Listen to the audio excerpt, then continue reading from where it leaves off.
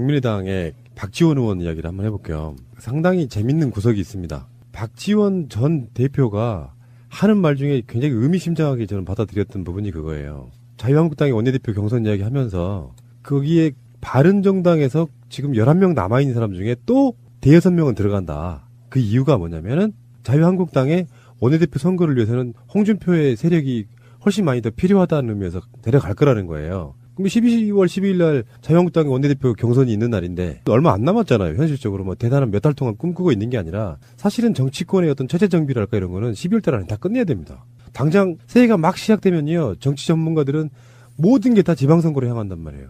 근데 이 상황에서 안철수는 유승민한테 속아가지고 통합을 하자 하면 이제 결정을 내버리고 나면 어떤 상황이 벌어지냐면 그 사이에 반발하는 사람들이 있을 거 아니에요. 바른정당에도. 그 명분으로 우리랑 결도 안 맞는 당과 합당하느니 그 명분으로 이제서야 남아있던 정말로 자유한국당 가고 싶었던 자들이 그쪽으로 가게 된다. 그게 이제 박지원의 생각인 거예요. 성분 분석을 해보니까 그렇게 나오더라. 그러면서 본인도 이제 이렇게 이야기를 했어요. 반 안철수 선봉에 서 있는 사람이잖아요. 그러다 보니까 국민의당에서도 통합을 반대하는 국회의원들이 몇 명 되지도 않잖아요. 40명이면은 뭐. 그러니까 언론도 여론조사를 하고 본인들도 어떤 거 하고 있냐면 평화개혁위원회. 평화개혁연대 서명한다는 건 통합에 반대한다는 뜻이잖아요. 바른정당하고 통합에 반대하는 뜻이잖아요. 그렇죠. 그게 20명이 넘어간다 이렇게 이야기를 하고 있는 거거든. 그렇게 되면 전에 제가 말씀드린 것처럼 원내 교섭단체를 꾸릴 수 있다면 탈당할 수 있는 거예요. 가장 중요한 요소가 그거라고. 그러면 나머지가 얼마나 남아요? 20명이 넘어가면 21명이 되면 11명밖에 안 돼. 바른정당은 또 한쪽으로 가버려. 그러면은 이제 다당제의 실현이 또 그렇게 되는 거죠. 바른정당 없어지고 안철수의 국민의당하고 합친 겨우 20석 넘는 정당 하나. 그리고 호남의 평화개혁연대로 뭉쳐져 있는 20석 하나 이렇게 되는 거죠. 그럼 돌아오면 다불이야. 어떻게 보면 그렇다는 거예요. 그러면 이제 나중에 정치적인 모사를 꾸밀 때 유승민이나 안철수가 이제 여기서는 가장 중요한 게 누구냐면 문재인 대통령이에요. 문재인 대통령이 너무 못한다는 핑계를 삼아가지고 그 세력을 견제하기 위해서 거대 보수 정당이 만들어져야 된다라는 명분을 가져야 합당의 명분을 갖는 거거든요. 근데 그 의심을 계속하니까 안철수가 최근에 그런 말 했어요. 우리는 전혀 자유한국당이나 더불어민주당으로 어느 쪽도 갈 생각 없다. 그런 정치하느니 정치 그만두겠다고까지 얘기가 나왔어. 근데 저는 안 믿거든요. 정치인들의 말이란 건 상황에 따라서 명분 만들어지면 금방금방 바뀌어요. 그럼요. 그러면서 지금 국민의당 쪽이 바른정당하고는 정책연대하고 그리고서 뭐 규제 프리존 이런 거 규제 풀어라 이러고 하고 있고 광주 가서는 민주당하고 KTX 문제 같은 거 그렇지. 이런 거 풀고 있더라고요. 어쨌든 그런데 이게 이제 그렇게 간단치가 않아요. 그러니까 뭐냐면 지금 우리가 그 국회의원들 박지원 의원이 말하는 거 보면 아주 심오하긴 한데 이게 이제 정치적 쇼라고 볼 수밖에 없는 것이고 실제로는 이게 제가 알기로는 당은 있잖아요. 지역위원장이 권한이 세요. 한번 보십시다. 내년 지방선거 나가려고 국민의당 지역위원장들이 자기 줄을 세워요. 나한테 줄 서워 내가 공천할게. 다 세워놨어 이미. 1차 때도 반항했던 거 아닙니까? 새벽까지 회의하고. 그런데 그렇게 하는데 이게 통합을 하면 자기 자리를 내놔야 돼요. 특히 광주 같은 데나 또는 지역이 워낙 센 데 있죠. 센 데는 지역위원장을 내놔야 되거든요. 그러니까 지역위원장을 내놓으려면 광주 같은 데에서는 어떻게 해야 될까요? 지금 민주당은 새로운 정치 신인들을 만들어 나가고 있고 당원이 150만이 넘어가고 있단 말이에요. 그런데 국민당을 받아들여서 사실 어쩌겠어요. 또 지역위원장 또 치고받고 싸워야 되거든요. 또 내분이 일어나고. 이것도 지금 딜레마에 빠져 있는 건데 다시 얘네들이 3당을 합당해서 또 기존의 거대한 자유한국당이 차지하고 있는 지역위원장 자리를 또 뺏을 수 있겠어요? 못 뺏어요. 그러니까 이런 딜레마에 빠져 있는데 제가 볼 때 유성엽 의원이 얘기한 것처럼 우리 곰피디도 얘기했지만 10몇 명 데리고 보따리 싸서 자유한국당으로 들어갈 가능성도 있다. 전 유승민이랑 같이 쑥 들어갈 수도 있고 아니면 우리가 그들의 입에서 나온 키워드를 믿는다면 오히려 호남을 기반으로 한 국민의당에서 빠져나가서 안철수가 아까 말한 대로 유승민과 한 20석 정도 어떻게 간신히 만들어서 원내 교섭단체를 만들지 않겠느냐라는 움직임은 있지만 어쨌든 더불어민주당이 버티고 있는 한 다당 체제는 계속 지속될 것이다. 그리고 국민들이 바보가 아니에요. 이제 지금 이 체제로 내년 지방선거 심판을 받아봐라. 그러면 누가 잘한지 국민들이 민심을 안다. 그냥 이합집산을 하지 말고 그냥 한번 가봐라. 그러면 바른정당이 클지 국민의당이 클지 자유한국당이 클지 알 수 있거든요. 그러니까 한번 가보자는 건데 이렇게 지랄들을 하는 거예요 지금. 결과가 뻔해하니까 그 결과를 안 받으려고 이 지랄을 하고 있는 건데. 그러니까 우리는 그 지랄을 보기 위해서 계속 다락지에서 가라 이렇게 얘기해야 된다는 거지. 한번 가보자. 민심이 어디에 있는지. 지금 민심은 결판 났죠 뭐. 아니죠. 민심은 지금 자유한국당에 가 있습니다. 예. 질러십시오. 그러니까 제가 문재인 대통령이 가장 중요하다고 한 부분이 그거예요. 정치는 명분 싸움이란 말이에요. 그럼요. 문재인 대통령이 이상하게 말도 안 되는 걸 한다. 근데 사실 문재인 대통령은 이렇게 보시면 돼요. 정치적인 스탠스는 본인을 지지하는 지지율이 70%면 적폐청산이나 개혁 이런 부분에 대해서 다수가 찬성하고 있다는 거잖아. 근데 이분이 어느 날 갑자기 나 적폐청산 같은 거 안 할래. 경제가 중요해. 대충 묻어가려고 한다면 그게 우리가 말하는 실정이란 말이야. 그런 실정들이 나오지 않는 한 지금 적폐 세력들이 바라는 것처럼 협치 이렇게 개념으로 가서 두리뭉실 그냥 갑시다 하면 이 사람들이 보는 실책이 아니잖아요. 그런 관점에서 봤을 때 이 이율 배반적인 구석이 놓여 있는 거란 말이에요. 문재인 대통령이 결정적인 실수 같은 걸 하지 않는 한 이 사람들이 설 공간은 엄청나게 사라져 있는 상태예요. 물론 여론조사가 다는 아니겠지만 지금 자유한국당이나 국민의당이나 바른정당이 자기 지역군에서 조금의 미미한 성적을 거둘 수 있어도 전반적으로 지역색이 별로 없는 수도권이나 충청권이나 이런 데서는 전멸할 가능성이 있다는 거죠. 그렇죠. 그러니까 저지랄들 하고 있는 거라고. 그래야 되는 것이고요. 시대적 요구가 그렇죠. 살아나면 안 되죠. 근데 어쨌든 정치라는 게 국민들이 바보가 아니라는 게 뭐냐면 당이 통합하고 새로운 당 정책이 바뀌고 할 때 국민들이 그걸 바라봤을 때 희망을 볼 수 있거나 문재인 정부가 더 잘할 수 있겠구나 이런 희망. 그다음에 내 정치적 욕구가 맞물려서 지지로 나타나게 되거든요. 근데 제가 볼 때는요. 무슨 개지랄을 해도 절대 희망을 볼 수가 없어 쟤네들한테는. 그렇잖아요. 그러니까 사람이라는 게 제가 얘기를 했잖아요. 더불어민주당이 잘하거나 문재인 대통령이 잘한 거는 잘한다고 박수 치면서 거기에서 조금 더 국민 편에 서서 국민이 더 나아지는 방향으로 문재인 대통령의 정책보다 더 나아지는 방향으로 거짓말이라 하더라도 그걸 내놔야 저것들도 저렇게 얘기를 하네 하면서 관심을 갖는단 말이에요. 근데 아예 발목 잡기를 하고 아예 국회를 개판으로 만드는 놈들한테 아무리 정치적 이합 집산을 한다고 해도 국민들이 희망을 보이지 않아요. 그래 놀아봐. 이 정도여서 저는 사실은 과거의 구태 정치 이합 집산 이런 거가 굉장히 있잖아요. 혐오스러워요 이제. 굉장히 혐오스럽고 송구간이 못한다. 어떤 방식으로도. 국민의당에 있는 모든 구성원들은 이제 국민의당이라는 이름을 버릴 것 같아요.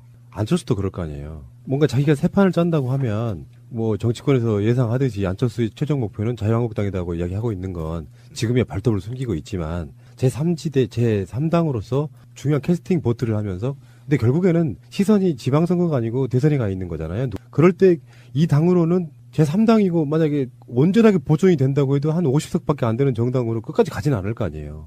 그러면 결론적으로 말해서 최소한 수권 정당이 될 만한 정도가 되려면 현재 자유한국당이나 더불어민주당 정도의 등치는 돼야 된다고. 그런데 더불어민주당에 들어올 가능성은 사실상 없는 거잖아요. 그러면 결국에는 안철수의 눈높이는 자유한국당에 그리고 전에 제가 말씀드린 것처럼 유승민은 이번에 그 당에 따라갈 때 홍준표와 막 티격태격하는 모습 보였지만 한편으로 보면 이렇게 볼 수도 있는 거예요. 주도해서 나온 사람이 입장인 만큼 명분이 없으면 못 들어가겠다지 내가 자유한국당 안 들어가겠다는 아니거든요. 맞습니다. 잘 봤어요. 네, 명분만 달라는 겁니다. 그러면 이제 결국에는 두 쪽 다 무주공산이 될 가능성이 높은 자유한국당에 홍준표 제끼고 내가 들어가서 명분을 만들면 되니까 지들끼리는. 아까 제가 말씀드린 것처럼 문재인 대통령이 너무 정치를 못하고 있으니 그들의 폭주를 막아야 되기 때문에 우린 대승적 차원에서 뭐 이념 이런 걸 떠나가지고 합치겠다 이렇게 들어갈 가능성이 분명히 있는 것이잖아요. 이미 안철수하고 유승민의 대선 게임 이건 이미 시작된 거라고 보는 것이고 근데 그 사이에 애꿎은 이제 국민들만 욕을 보는 거죠. 계속 속임수에 당하면서 예를 들어서 나는 문재인 대통령의 견제자로서 건전한 비판자로서 지방선거 때 너무 더불어민주당에만 표를 몰아주시면 안 됩니다. 호남에도 견제 세력이 있어야 됩니다. 이런 식의 어떤 논리를 내세울 거 아니에요. 지방선거 가면. 그래서 또 거기에 속는 사람들이 일부 그 지방 의원들 몇 석 같은 것 좀 밀어주는 관계 이렇게 갈 거라는 생각이 들면은 답답한 거죠. 예.